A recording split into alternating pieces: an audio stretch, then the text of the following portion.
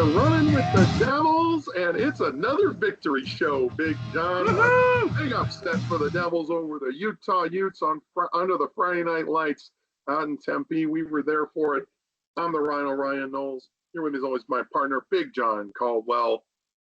And Big John, we got a lot to get into today on today's show. We got, obviously we're going to be recapping the Devils' big win over the Utes. What's a Ute? The Utes, the two Utes. We'll be talking about that. We'll be talking about, what Kenny Dillingham has brought to the program and the difference between, what's different under Dilly as opposed to previous ASU coaches. That'll be kind of our discussion, our question of the week. Yeah. And of course, we're going to be previewing ASU's matchup on the road, the early bird kickoff against the Cincinnati Bearcats in the home of the Skyline Chili up there, in Cincinnati on Saturday. So we got a lot. Obviously, we got a lot to get to, but of course, we got to start with the Devils' big win over the Utes. They upset number 16 Utah on Friday night to improve to 5-1 from 2-1 in the conference. Couple stars of the game. Of course, running back Cam Scatterboot. What else is new? This guy just continues to ball out week in and week out. And a big surprise was backup linebacker Caleb McCullough, the senior who stayed with the Devils even through the coaching change. He was one of Herm Edwards' guys early in his tenure, but has stayed through the bad times, and it was rewarded with a tremendous game. He had a couple big interceptions in that game to help the Devils top Utah on Friday night. Big John, what more can you say about this team, going up against Utah and beating them for the first time since 2018? It's really remarkable to see the plan coming together this soon for Kenny and for the team, and it's really obvious the way they're playing, how hard they're playing, which is, that's what they really tried. That's what Kenny and the coaches really been trying to instill is play hard, play all four quarters, play every down. And so to see a kid like McCullough really shine, it was not that surprising to me. I've been watching him in practice. I mean, I watched this kid in high school, and when they brought him, and AP recruited him from Oxnard High, and that's I'm from Ventura next door, and I saw a lot of that program over the years. When I saw we got a kid out of Oxnard, and this particular one, I thought, whoa, he's going to be a good one. And he waited and waited, and he's been in other games, but never with this kind of load put on him, and he really looked good. But with Keyshawn Elliott suspended for the first half due to the questionable targeting penalty against Kansas, they needed somebody else to step up. But what was really surprising was he played so well that even when Elliott was back for the second half, Caleb McCullough stayed in the game. He didn't, Keyshawn Elliott really wasn't a factor. He barely played in the second half because Caleb McCullough was so effective. And in fact, I thought that our rotation of linebackers was so good. I thought it was one of the keys to the game, quite frankly, how well that whole core played, and how they limited them to what their big run at 120 yards. He got his yardage, but they didn't really get gashes. He got his plays. He got some yards. He got like 190 yards total. Combined, all purpose. But he was really the only one. Is the thing. That was the thing. Micah Bernard was the only really offensive weapon that was all that effective for Utah because a big deal was made. We made a big deal about it on this show. Oh, yeah. Him Rising coming in and playing when Isaac Wilson had struggled all season was kind of the that was going to be the big factor. That was going to be the difference between who's going to win this game. It's what flipped it for me. Rising comes in and he does not look like himself at all. He looked terrible. In fact, it was really that one thing that Rising was going to play that made me go from, my heart and my head saying ASU to my heart still saying ASU, but my head saying it's got to be Utah now. Because you could see it coming when Rising, he was short hopping, all his passes seemed like they were short. They weren't throwing the ball downfield very much. He wasn't running. He's a dual threat. That's what he's known for. He was not running at all. So, it was a big factor. So, we'll get into all this a little bit more detail here in a minute. But, we talked about ASU going to Cincinnati for the early kickoff. Another big storyline this week, with Sam Leavitt. He went out near the end of the first half with what we believe to be backs, kind of a pinched nerve in his back. Turns out to be a broken rib, and he will not play this week. The hope is he'll be back in about 2 to 4 weeks, so he could be back after the bye. Fingers crossed on that. But it'll be Jeff Sims, the Nebraska transfer, the senior, starting under center for the Devils. So we'll get into that here a little bit more when we preview Cincinnati a little bit later in the show. But of course, we got to talk about this big win over the Utes. The fans rushing the field, Big John, after the win. I was so happy. I was down there. It was energy was amazing. Good for you, man. It's so good for the program to, winning 3 games the last 2 seasons. To see, everybody needed this. It was a cathartic moment, and I kept telling everybody around this. I think you're seeing a changing of the guard. You're seeing Kyle Whittingham's, goodbye, and you're seeing a new guy potentially can take his place who wants to model his program after Utah. And there's nothing wrong with the perfect model for how to do that. But I really saw it as a changing of the guard. The king is dead. Long live the new king. Yeah, and ASU's rushing attack was on display here. They rushed for 176 yards against one of the toughest defensive fronts in the country. And yeah, Cam Scadaboo with those 2 long touchdown runs that kind of helped put the game away were tremendous. Right. And this was the same team that ASU lost to in Salt Lake City 55-3 last season. I mean, Nebraska 95-96. Anybody? That's kind of what the correlation I make. But what I say. I always say, Ryan, win like the greatest motivator in sports. I don't care if you're racing cars, the America's Cup, anything. The greatest motivator in all of sports is redemption. Oh, yes. Who doesn't love a redemption story? Of course. That's right. And a lot of guys still from that team who just didn't sit well. And I'm just so happy for them. And so it wasn't just the players. It was happy for the win for the players. But my gosh, what a great thing for the fans to be able to experience that. And hopefully we're not done. We still have some ranked teams coming up. Yeah, it was a great crowd out in Sun Devil Stadium on a Friday night, and a lot of people have their high school games that they go to on Fridays. So but it was still a really great crowd, very loud.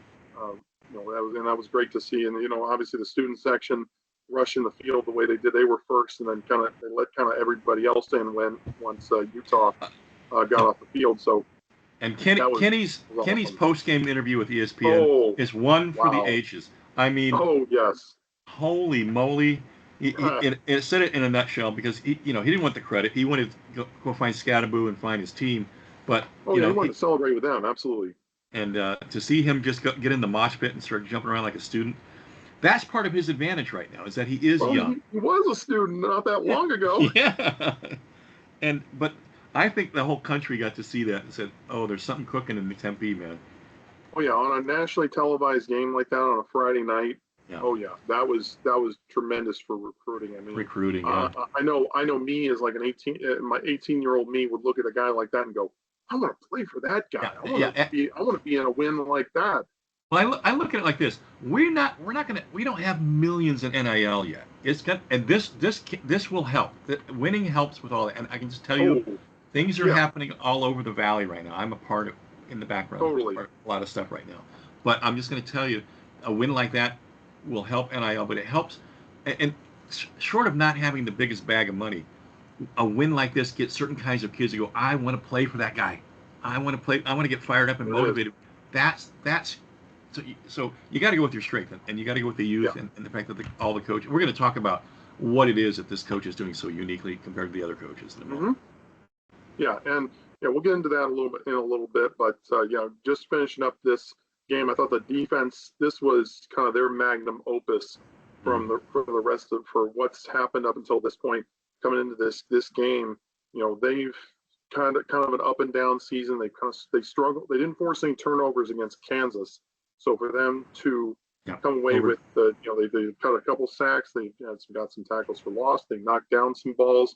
They didn't let Utah into the end zone until the third quarter, which I think was tremendous. Yeah, they gave up the 4 field goals, but they got a red zone interception, a red zone turnover for the first time all season, which was huge. Jeff Clark comes through and gets a hit on Cam Rising and rolls his right leg. That just basically made him ineffective the rest of the game. And he looked terrible out there. I mean, 16. Look at his numbers; those are awful. 16 of 37, 109 yards, and 3 interceptions. That is not going to get it done. We kept sitting here from my vantage point. All the people around us kept saying, "When are they going to put the freshmen? When are they going to put the freshmen?" You see, they can't. This is unsustainable. I was wondering that myself. I know. Yeah. Well, they must have calculated that to say we got a better chance with this.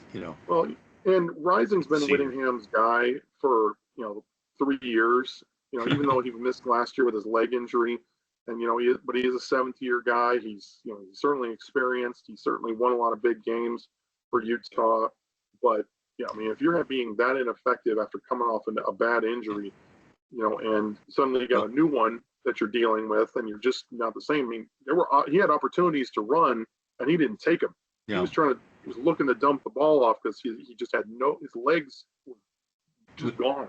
Yeah, with two bad wheels, and not a lot of people picked up on this, but he was wearing a glove for the first time in his career. That's what kept him out this year. He had that lacerated finger That's right. week 2. We talked about that last week, and he was wearing the gloves. That's something you would think he would be practicing with. He should be used to. He looked uncomfortable even when he did have time to. Well, and I contend, not all your fingers were lacerated. Just cut the fingers off of all the other fingers and just let the middle. It was his middle finger.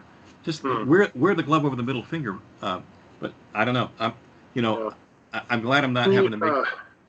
He looked really bad, and that was a big factor in the ASU. It was. Utah could really struggle to move the ball, other than hand the ball to Micah Bernard or getting the hands. And Brent Queethy didn't have a bad game. Dorian Singer had a decent game, but they were really ineffective for the most part, especially once the defense kind of keyed in on the run and tried to make Utah one-dimensional. It was basically over at that point as far as them moving the ball with consistency. So, but big ups to the defense, though. They made some plays out there. Keith Abney had a nice interception. We talked about Caleb McCullough, and we'll talk about him more in just a minute. But the defense as a whole stepped up. I think Jordan Crook, since missing the first 2 games, has stepped up big time. He's played a bigger role. We talked about the linebackers. Zyrus Fiaseo came in and made a couple nice tackles at the line of scrimmage. Right. This D line, even though they've been dealing with some injuries, has really taken a quantum leap from where it was last year to now, and especially when you look at guys who aren't here. Deshaun Mallory's in the NFL. BJ Green transferred out. You look at some of these guys that aren't here, but they reloaded and brought in some very effective players. And Prince Dorba, and he needed to step up. He had a sack in this game. We talked about Jeff Clark. He had a couple nice plays. Kongaika, when he's been healthy, he's been very effective.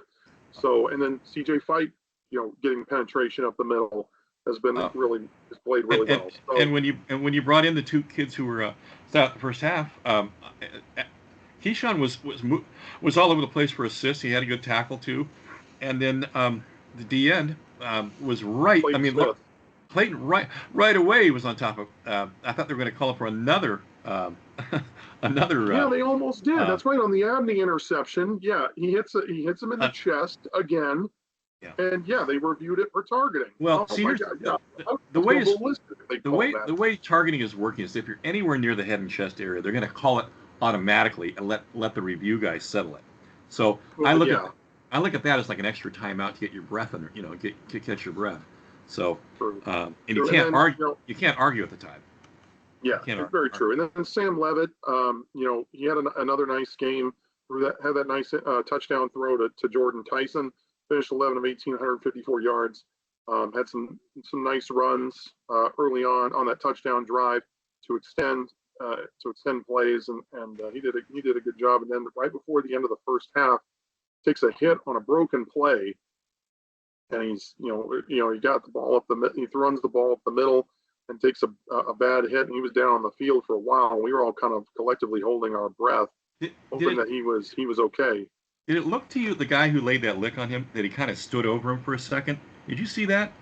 To me, it like a little bit. He may have just been trying to check to see if he was okay. I don't think he was talking to Yang. Yeah. He wasn't pulling a Miles Rouser, I don't think. No, So he didn't taunt, but he stood there. no, yeah, I didn't think so. But I mean, it was not a. It didn't look that bad. We've seen him take worse hits, honestly. But sometimes it's not how hard you get hit; it's where you get hit. The angle, And yeah, you got to hit up you gotta underneath have there. that pinched nerve in his back that also had that also turned out to be a broken rib. But he came back.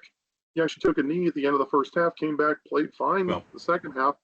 So just remember, you we go didn't really into think anything was wrong. you go into that tent for a reason because you're gonna get a pain shot, and that'll take away a lot of that nerve stuff. But he was having a hard time catching his breath. He said, Good old cortisone. Yep.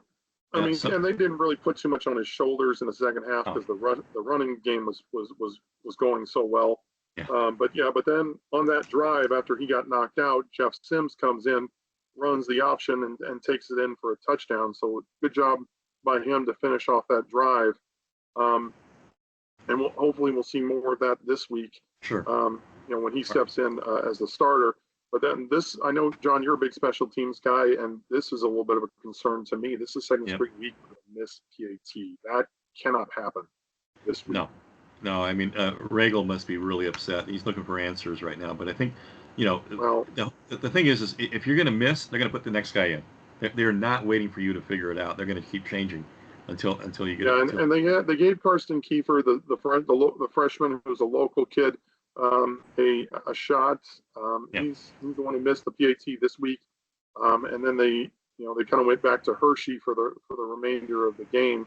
Mm-hmm. But we'll see how things shake out the rest of the year. But to me, I think you got to go to the veteran guy. Yeah, Ian Hershey's had some low trajectory on some of his kicks, but you can't be missing PATs. So I think they'll probably be Ian Hershey at least for the time being until something might change. But yeah, they have those guys on a short leash right now. Well, at least on special teams, we didn't start the game by kicking out of bounds, doing dumb stuff like that. Parker Lewis hasn't really been an issue as far as kickoffs go. It's just been lately those 2 straight weeks of a missed PAT is a little bit concerning. Mm-hmm. Hopefully they get this figured out. That blocked field goal against Kansas, I think, was a little bit of a concern, which is why they put Kiefer in. Yeah, that was low. It was not a tip. That was really, really low and to the left. Yeah, but I'd still let him work it out. Let him kick. But we'll keep an eye on that as well. But as we do after a win here on RWD, our players of the game presented by the Valley Athletic Booster Club, support local athletics. Check out valleyathleticboosterclub.com. And ASU's only outside booster club. There you go. There you go. Get in there. And for me, I gotta go. It's pretty obvious. We both kind of have the same guys here. And it was perfectly clear who the players of the game were. Cam Scadaboo, of course, 22 carries, 158 yards, 2 touchdowns. He also had a nice game receiving, 4 catches for 41 yards. He was the Big 12 Offensive Player of the Week for the 3rd time. Impressive. One of those was as co-player of the week, but still honored for the 3rd time as the Offensive Player of the Week. And he was also the Doak Walker Running Back of the Week nationally too. So he's so at a very low level. Not you don't hear the national pundits, but a couple of them here are you're hearing a little bit of Heisman talk. And if you extend out his stats for where he is now, he could finish at 1,500 yards. All-purpose yards maybe a little higher, but because he made a phenomenal catch over the middle, over the shoulder, that was just a thing of beauty. Play of the game, as far as I'm concerned. Even with his 2 long touchdown runs, that to me was the play of the game because that was on a 3rd down. That helped them extend the drive. And he made it, going over your shoulder like that. When's the last time you saw a running back catch a ball like that? Yeah. Going like way out here to catch the ball. That was tremendous. And they practiced that. They practiced that all week, allegedly. So that was a big play. And then on defense, linebacker Caleb McCullough, we talked about him a little bit earlier. Look at that production. He was really only starting because of the first half suspension for Keyshawn Elliott. And he had a tremendous game, 12 tackles, 1.5 tackles for loss, and those 2 big interceptions, 1 in the red zone, the other one sealed the game in the final minutes. Key moments. He was the Big 12 Defensive Player of the Week for his efforts. When was the last time you saw ASU sweep Players of the Week? Yeah. It's been a while. And he was the Something's Bronco cooking. Nagurski National Defensive Player of the Week as well. So big ups to Dos, Caleb McCullough for a tremendous game. It was very, very gratifying to see them both get attention. But I thought, again, that the linebacking core was great. The D line was really solid. I was just so happy that really for the entire defense, the way they played. Um, Oh yeah. so I can't argue with it. I mean, it's just too obvious this week who belonged. But I get something a Yeah, little special. usually we try to have different players, and we usually can because it's very rarely one guy on each side of the That's ball. right. But this Well, week it was painfully obvious. Well, And for instance, on defense, you'll see a guy with 12 tackles, and you see another guy with 11 tackles and a pick or a turnovers. So there's always been two really, really good um, stars in both categories, offense and defense. sure. But I threw this in for honorable mention. I thought Jordan Tyson had another good game, 5 receptions, 84 yards in the TD, very timely. It's becoming very obvious he is receiver one. Oh, he's wide receiver one. For sure. Absolutely. Absolutely. And I think it's because he can get separation and his yards after contact are good. He's getting more, the more you feed him, the more confidence he's getting. You can see it now. Um, and I thought Keith Abney had a really good game. 4 solo tackles, 2 assists, 6 tackles total. He had a pick and a pass deflection. So hats off to Keith, man. Yeah, So yeah. yeah, That interception where he kind of stopped on a dime and kind of yeah. came back Mm-hmm. to pick that ball off after when Clayton Smith got the hit to kind of Yeah. distract Rising was a big play. Oh, you heard? So I heard ball, ball, ball, ball, ball. I could hear people calling it, like waking, alerting him. So it was great to see him turn like that. yep. So those are our players of the game. Yep. Now Presented by Valley Atlantic Booster Club, yes. And now as we transition to the next week, my question to you, Big John, after a win like this, what is the biggest difference between Kenny Dillingham and past ASU coaches? well, I mean, the most manifest thing is he had a big task in front of him trying to activate the Valley, as he called it, and it's working. He got 59 new players to come in here and buy in and and to work his system. What's so unique about Kenny compared to anybody else we've had in at least the last 2 coaches is um, it's I always use this analogy is like a jockey on a horse. You can love on him, you can whip on him, but he's striking the right balance. The kids love playing for him. They're competitive. Look at how we're playing in the fourth quarter. We are not tired. We're playing exceptionally well, and while the mistakes are going down, we're playing hard. He wants them to play hard, and our kids are still buying in. So they're not spitting the bit. I mean, his youth and enthusiasm is really infectious right now. I think the whole fans are starting to really buy into this now, and so as a result, while we don't have a big sack of money, you got a guy who people go, I want to play for that guy. I think I want to be the next Scatterbo. I want to play hard. And hey, you might take a discount on the money if you can play for a coach that you love. Who's going to put you in a position to succeed.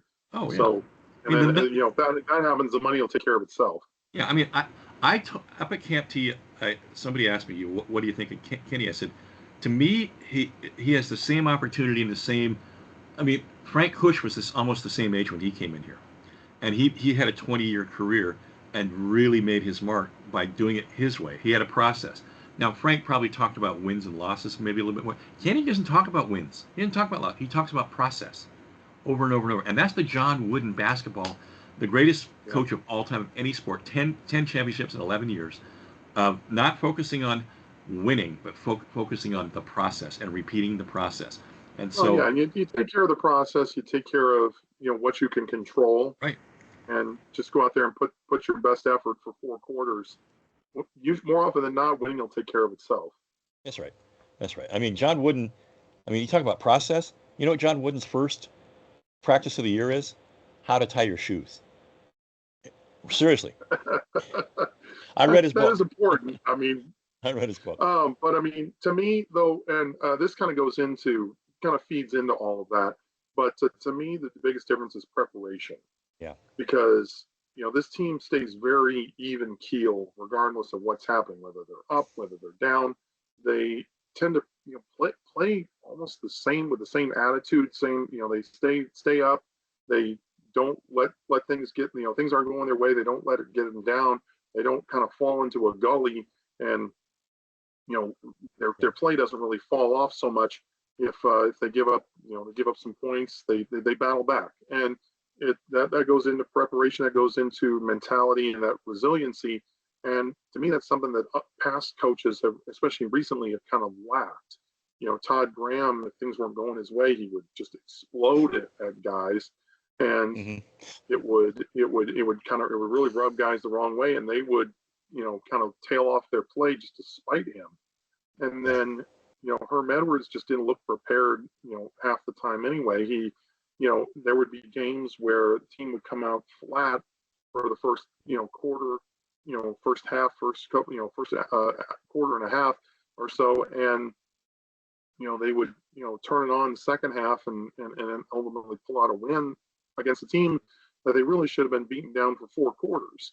And then they would if they didn't come in prepared at all, they get beat down by a team that they were favored to beat. And So it just that comes out. That's like accountability to me. All right.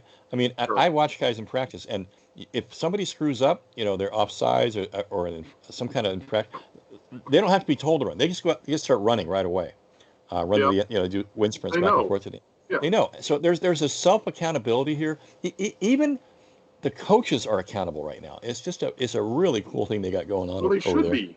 They Yeah. should be. I mean, that's how it's supposed to be. Everybody's got to be held accountable Hmm. for what they do, their performance, how the team, plays on the field. It's not just the players, it's the coaches, because they're in charge. They're in charge of preparation. It goes back on the coaches. What happens, and the fact that Dilly has brought his guys in here, he has all of his guys, he has his staff the way he likes it now in his second year. I think is what you're seeing on the field. It's paying dividends in the team's play, and that's a big reason why they're having success right now. Having been really close to the last couple of coaches, but in particular, a lot of the assistant coaches that Graham had, he worked those assistants to death. They had cots. They were sleeping in the office every night, and it was no fun. It really got Oh, no fun. oh And no, so I'm sure the turnover amongst the assistants was massive every year to year to year. that's why. Yeah, now Yeah. you're seeing why. And while there was some Norvells and some Jay Norvells and there were some really cool, really talented people came through here. Oh Um, yeah, it, it, it, look at it what some of these guys are doing now. Look at Mike Norvell. Look at Billy Napier. yeah. I mean, I think it's a little telling. Gus Malzahn's having the type of he had the type of success that he did Yeah. Hmm. once he left Todd Graham.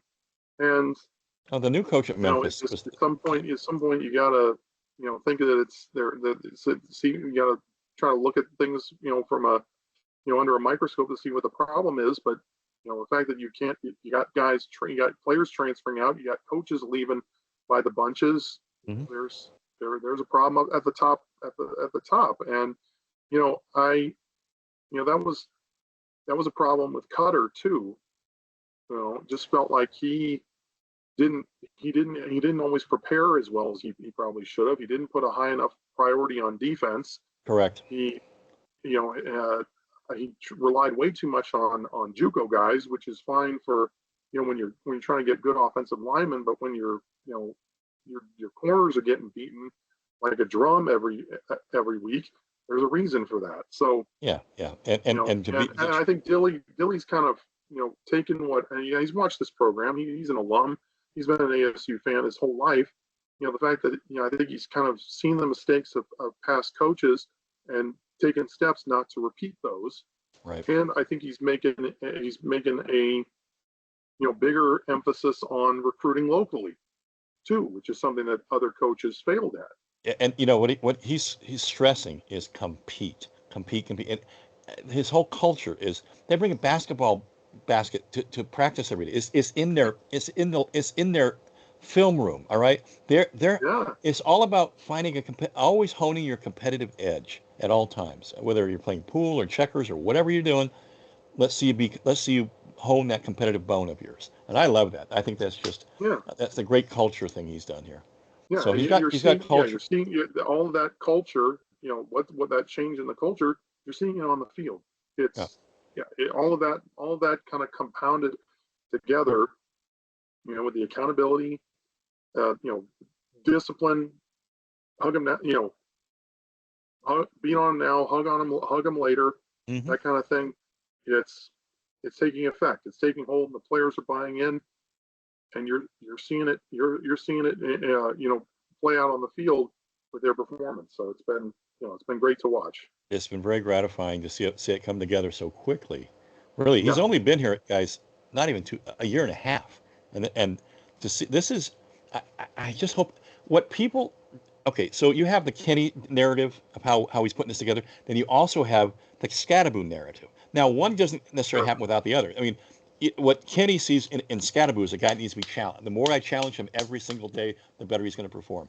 He goes up to Scattaboo in practice and says, why aren't you in on special teams? And challenges it. And he's in on special teams. You want to get drafted? You need to play special teams. Well, And he took it right on. So my point is, he's finding the hot buttons for every player to teach what needs to be taught to them. It's not a one size fits all. But what I'm saying is, you gotta have that kind of an approach today, because kids today, if you tell them something, they're going to ask you why. You got to be ready for that. And Kenny is prepared for that, right? It's not my way. It's because he'll explain. yeah.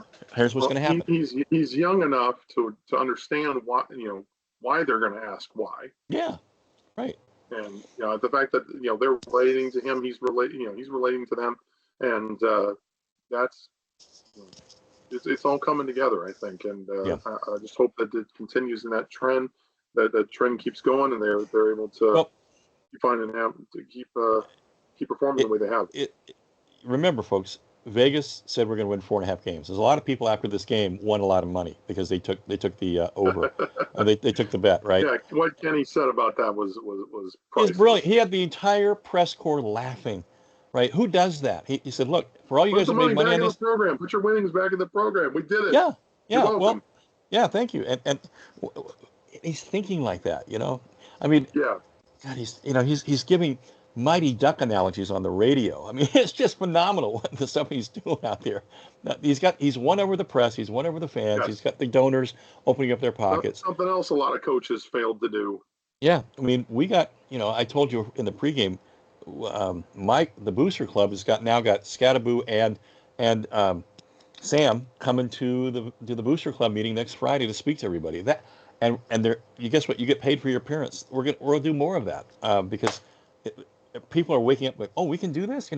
Yeah, let's all get together. Sure. And I give a lot of credit to a man named Tim Hovick from Santan Ford. He got us all together in a room and said, look, there's all these disparate groups out there trying to do their own deals. Let's all start working together on the same page, and that's what's going on. That's what's going on right now. Yeah, so. hey, the team's working together. Why shouldn't we? Exactly. That makes total sense.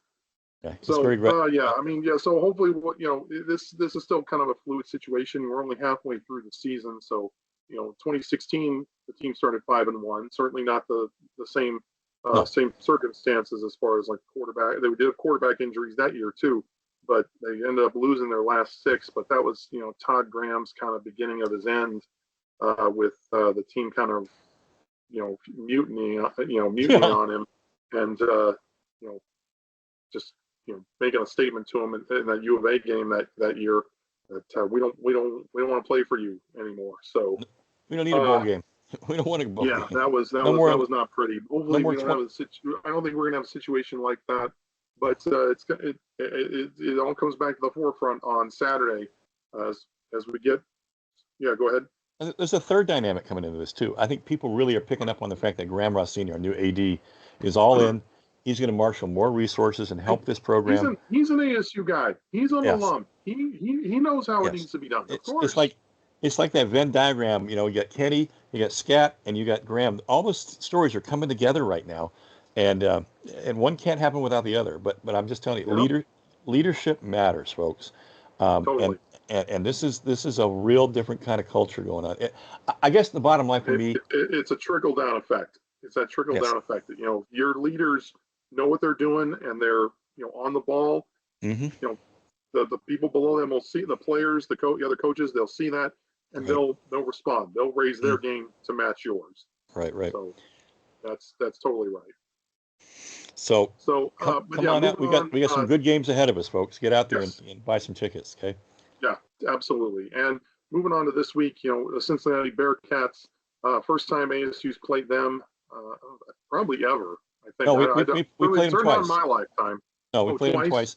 1970 and another time. Yeah, it's a long time Yeah, ago. I was right. Yeah, see, I was born in '84, so before my time. But certainly first Yeah. time as conference I opponents. was having, folks, in the pregame, I was having to tell Ryan who John Cappelletti was, Heisman winner. Okay. Watch his film sometime. Well, You will you're love his you're film. you're aging yourself the same time you're aging me. I So know, but you got to tread watch lightly, young tread You got to lightly, watch young man. Cappelletti. You'll see things in Cappelletti's running that remind you of Scattaboo. Ah, but we're talking about the Cincinnati Bearcats, a few years removed from the college football playoff when they lost to Alabama. That terrific run that they had Right. with Desmond Ritter and Sauce Gardner under Luke Fickell before he left for Wisconsin. But Yep. this year they have a nice bounce back season. They were 3-9 last year, so they're like ASU. They're kind of the upstart. Nobody really expected anything from. They were picked 14th at the beginning of the year, and now they're 4-2. And they've played some tough teams close. In Pittsburgh's ranked right now. Texas Tech's undefeated on the year, and they played both those teams close. But in the same token, they haven't really been tested. There are other wins coming against. They had a kind of a weak non-conference schedule outside of Pittsburgh with Towson and Miami of Ohio. Mm-hmm. Houston's probably the worst team in the Big 12. Yeah. They shut them out. Last week against UCF, who's kind of playing, they're not having a good year. They're playing musical chairs with their quarterback right now. Cincinnati could have put them away a few times and failed to do so. So they did not. They kind of won an ugly last week. So will the real Golden Knights? Yeah, will the real Cincinnati please stand up? Huh? Yeah, right. I mean, they won some. They played some shootouts. They put some points on the board. This is a good team, certainly, especially with the record that they have and the fact that they're playing at home where they play tough. I mean, they lost that game to Pittsburgh at home. Right. But they've been playing very well of late at Nippert Stadium, and you look at this team and under as we go on to the next slide. Scott Satterfield in his second season. Of course, a lot of people remember him at Louisville, where he had a lot of success. Comes over after Luke Fickell leaves. He had a lot of success at Appalachian State too. We talked about their preseason and last season where they didn't have a bowl game for the first time since 2017, and they responded very well and played very strong this season so far with their play. And they've it really hasn't been one side of the ball or the other. Both sides of the ball have shown up at times. They're kind of a balanced team, which we didn't really expect coming into this season. Cincinnati historically has always been very good offensively. Correct. When they went to the college football playoff, they were a very good defensive team too. Correct. But this is a team that's they've always been able to put points on the board. So you can go back to when Brian Kelly was there. They had a lot of success, and a couple of ASU guys, Justin Watley and Shimon Mehdi are Cincinnati transfers. Doesn't look like Watley's going to play in this game, but he was out there yesterday. Yeah, he was out there running around yesterday. But they talked about their time up in Cincinnati this week, and they were, they're going to be fired up. They're going to want to play well in this game, I think. If Watley plays, of course. But I think Medier's been an impact player for the Devils this year. Right. Great blocker. He's going to Great blocker. And play well this season. So, but as we get into Cincinnati's offense, Brendan Sorsby has played extremely well this year. The Indiana transfer, redshirt sophomore, played 66% of his passes this year, or 1,722 yards, 13 touchdowns, only 3 interceptions. And they'll run him a little bit. They'll use him for some design runs. He's a bigger body guy. He is. It's like 6'4", 225 or so. Yeah, he's almost the same height as Sims, but probably has a few more pounds on him.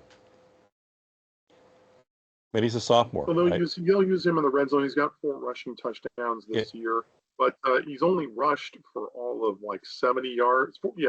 70 yards on the season on 44 carries. Right. So he's not a true dual threat. He can run when he needs to. They'll use him in some design runs, just to kind of keep the defense on their heels.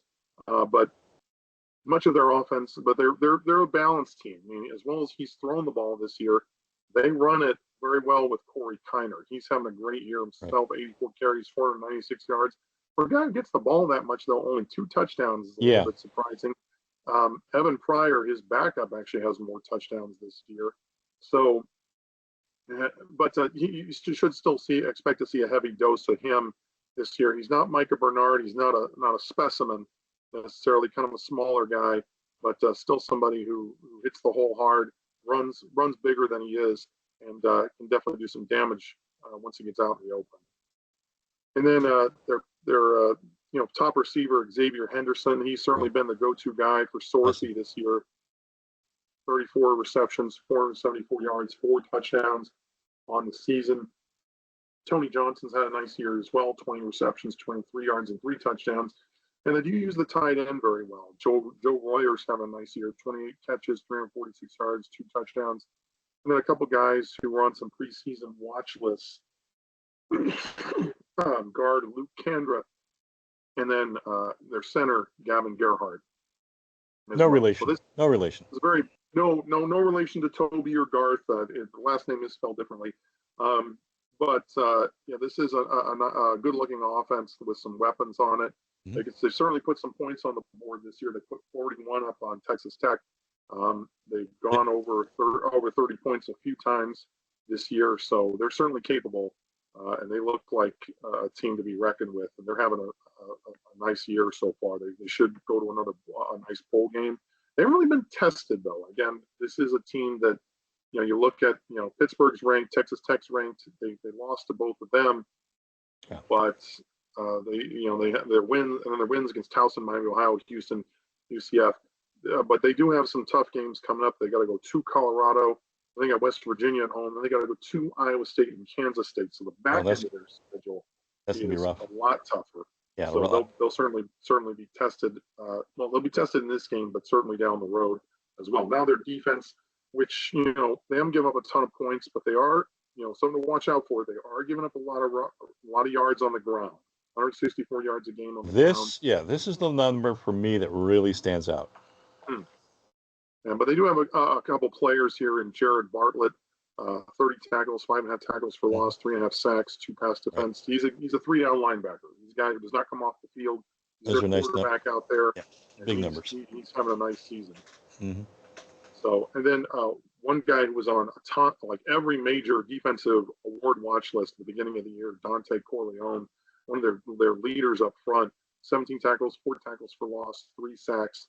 Guy who's not really filling up the stat sheet a ton, but I think he's drawing a lot of double teams because he's kind of, he came in with a lot of hype this season. He had a good season last year. And the teams are kind of keying in on him, but he's still got to know where he is at all times because he's a playmaker up front there. And then anybody named Don Corleone, I'm just kind of, going to watch my back. Right. I'm gonna stay, have a little edge with playing with him. There you go. Yeah. And then, on the back end, they got a couple nice safeties in Josh Minkins and Antoine Peak, a couple guys who've made some plays this year. Minkins got a couple interceptions. Peak is a little bit more. I think he plays a little bit more closer to the line of scrimmage. I think he's their strong safety or their version of it. He's like Shamari. He's a guy who likes to attack the ball. He's got 3 forced fumbles this year.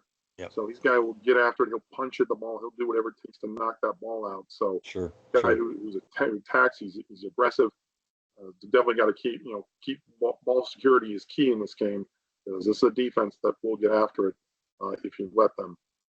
And then also D lineman Eric Phillips. I think he's kind of thriving this year with Corleone draw and the double teams. He's got 4 sacks on the season. He's been a force as well. So. Definitely a couple guys up front to keep an eye on. This is a team, again, they've struggled against the run, but they've been a lot tougher against the pass. I think they're only giving up it's not that much. I think 240 yards through the air this year, which is not bad. That's not bad at all. But the 160 rush allowed tells me that there's an opportunity there. Right, and we'll get into our keys here in a minute. But they face some teams who are capable of running the ball. I mean, we saw what Texas Tech can do on the ground. Oh yeah, it's a team with a strong rushing attack as well. So this will be an interesting test, especially with Jeff Sims, the running quarterback as the starter. Interesting to see what ASU's rushing attack does this week. against a Cincinnati team that has struggled statistically, but hey, so did Texas Tech against ASU. They had Right. given up a lot of rushing yards, and they were able to shut ASU's rushing attack down. So Cincinnati is certainly capable. They got some athletes out there, so ASU can what kind of comes step up to the plate. at 4-2, playing a hot team with the back end of their schedule so loaded the way it is. Mhm. I think they've got to be looking at this game almost through the prism of this is a must win. We're favored, and they can't be looking at the scoreboard. They just got to play, and their hallmark is they play hard. And Kenny's very impressed with the guys up front and how hard they play. So my question to you is this a must win for these guys at home, playing at home like this? Are they approaching it like this? Do you put that kind of pressure on yourself? They got a couple games on the back end that certainly look like just like you can pen in losses with Kansas State and Iowa State playing as well as they are right now. Colorado, you don't really know what teams that they're going to show up with. But you got to go to Boulder to face them.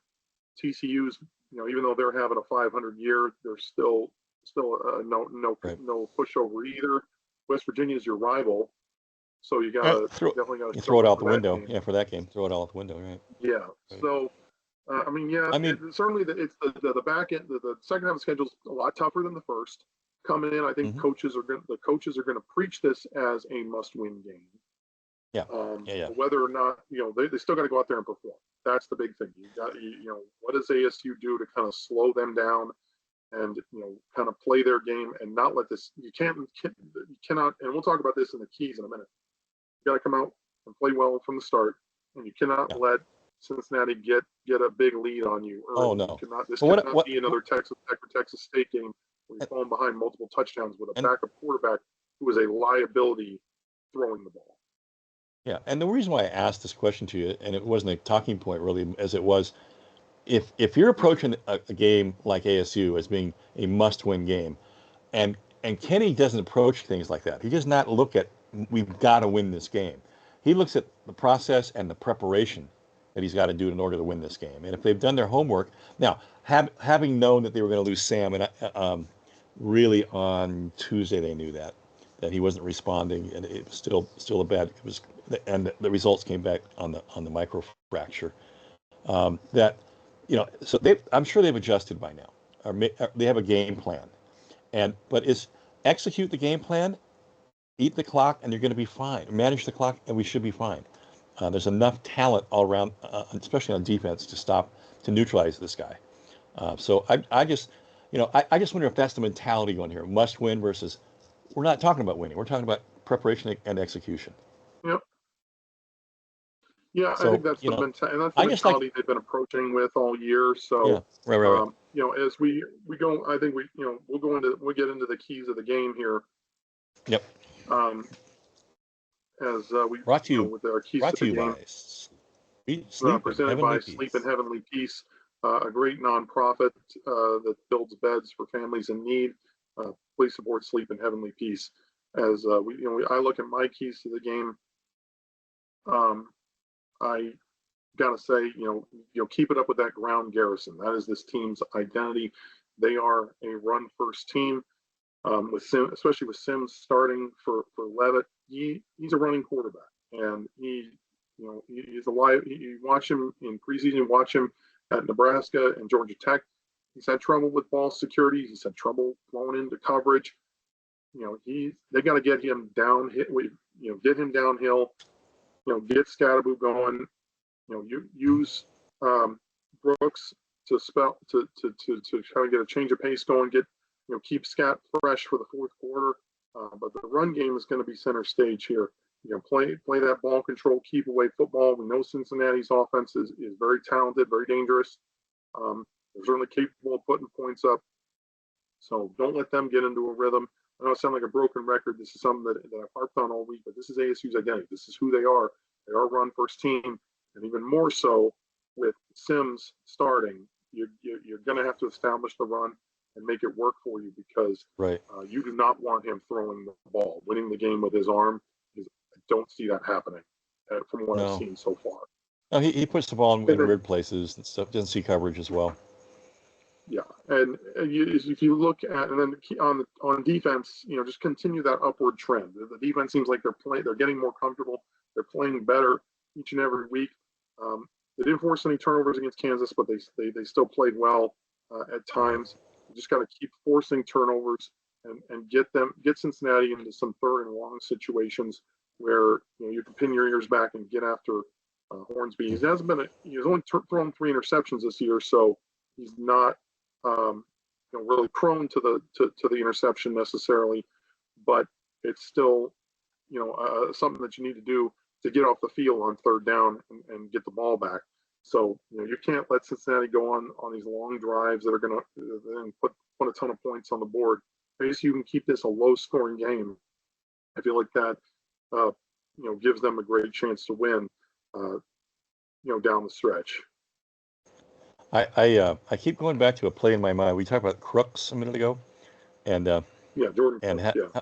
Jordan Crooks, and how that big play, that tackle for loss was a stunt where he came through the hole after it was kind of delayed, but that's what a stunt is. Everybody does it, and he comes back through the hole late, Sure. and I just think that's a sign to me that things are really coming together on the D line, and that group is really cohesive now. Love to see more of that going on this game, but and that's what you're talking about, get them in that third and long where they've got to throw, and you're gonna loop in and make that quarterback dirty. So hopefully they can get some pressure. They're going to need to get some pressure on Sorsby. Even if they're not, forcing turnovers, forcing interceptions, but just make them uncomfortable. Getting off the field, forcing the punt. That's all I'm looking for.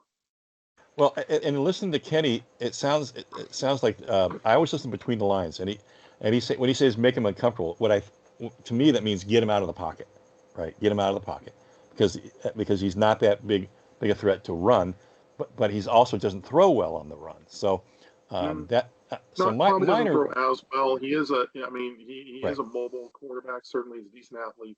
He Mm-hmm. he can throw on the run, but I think he preferred probably stay in the pocket. So just make him uncomfortable. Yeah, his accuracy probably goes down. Sure. He's not he's not a Mahomes, for goodness sakes. But for me, I mean, 2 games on the road where we got down by 14, you got to get off to a good start. I didn't like a few of the tackles we were making. I thought we could have been a little more fundamentally sound. There was a goal line where we came up top and instead of coming down lower. I didn't like our pad height on some of the tackles. We've got to get better production offensively on third down. I think we're only about 50% right now. I think we got to get into some third and manageable situations in this game. Everybody in the building is going to know we're going to run the ball. Got to be able to pick those up and keep the chains moving. Yeah. And then we've got to win.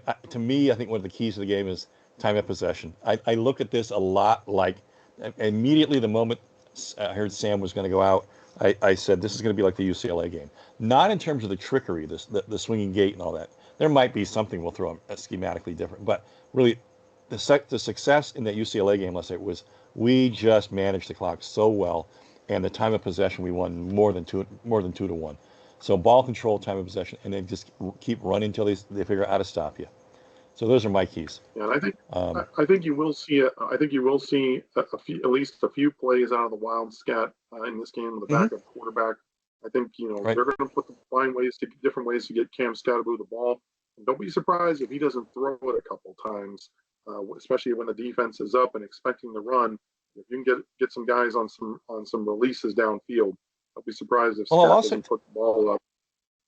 I'll also tell you what Sim's big advantage, being as big and tall as he is, he does run well between in the A gaps. He can look and see how it's developing, and he can on an RPO he can pick the A or the B gap and head right through it and get you a few yards. So I wouldn't be surprised if he's the short yardage quarterback. Yeah, I love the short putting Scatterboo in there because it's so quick, right? There's no no delay, that extra second. And if he sees the hole, boom, see hole, get hole, But I think we have some nice options. They did have that one fourth down where they got stopped using it, which was unfortunate. But Well, this is he called his own Cincinnati's number not there. Utah.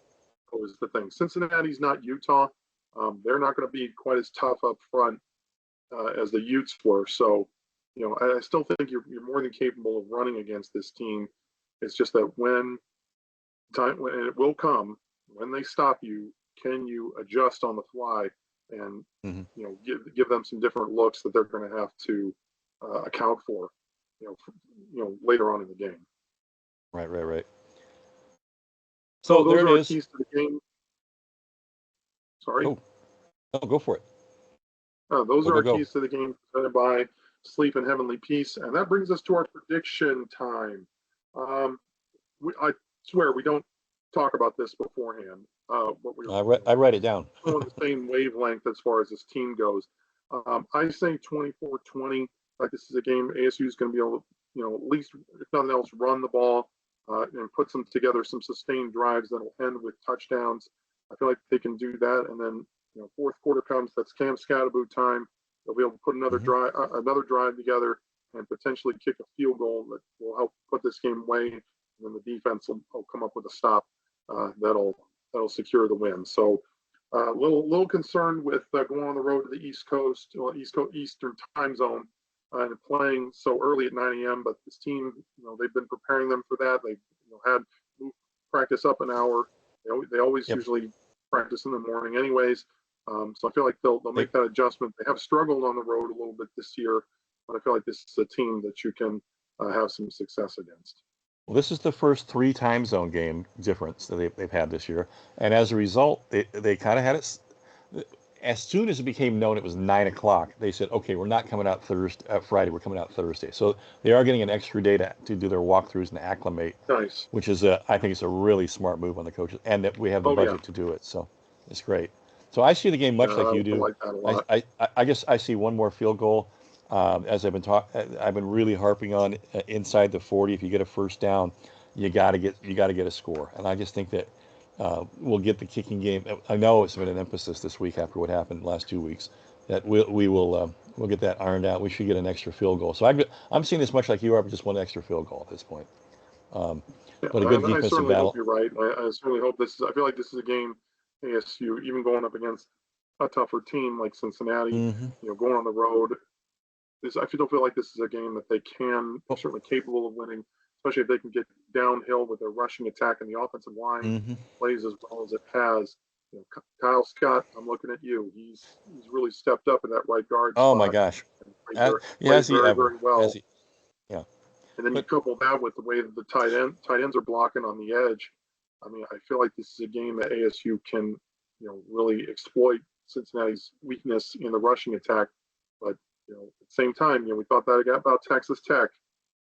And they came up and stuffed the run. But just you cannot rely on Jeff Sims' arm to win this game. That's the only thing. I feel like no, they're not going to put him in that position. You can throw a few times to keep the opposition honest, but you got to do it when no one's expecting. Otherwise, it's not going to end well. Yeah, you're going to see a Scatterboo releasing out of the backfield, a tight end releasing off the block, something where it's going to be a lot of short stuff, low risk stuff. Isolation. So, yeah. So hopefully that'll play into. Hopefully they get some yards after the catch. Yeah, I mean, folks, the key to time of possession really is being smart with the clock. Now, you can only play that time of possession game if you've got the lead. You really don't want to be doing, letting the clock run down to 1 if you don't have the lead. But I think this is really going to be a really good game from a coach from a time management standpoint. Now, I'm just going to say this for the record, and I told you in the pregame. My head last week was saying, because once I heard Cam Rising was playing, my head immediately flipped to, well, they're going to win this game. My heart was still with ASU, and I really hated to do it. But I can't go against them right now as far as how well they're playing together, and how this win against Utah really told them, hey, we can do this. We like each other. We love each other. I saw guys blocking for Cam so well. They like blocking for this guy, man. He's making them look good right now. Why not? Yeah. So I just can't bet against him. I really can't. Yeah. Not after that really nice effort last week. So that's my Yeah. rationale. Yeah, I'm kind of feeling the same way, even with a backup quarterback who's, like I said, a liability in the passing game. Still, like ASU has enough to get the job done in this game. And so, as we put a bow on this week's show, we won't be here next week for the bye. We'll be back in 2 weeks talking everything ASU football as we'll recap this game and preview ASU's next matchup against the Oklahoma State Cowboys. So for Big John Caldwell, I'm the RyKno Ryan Knowles. We say good night. Sports up. Go Devils. Get after.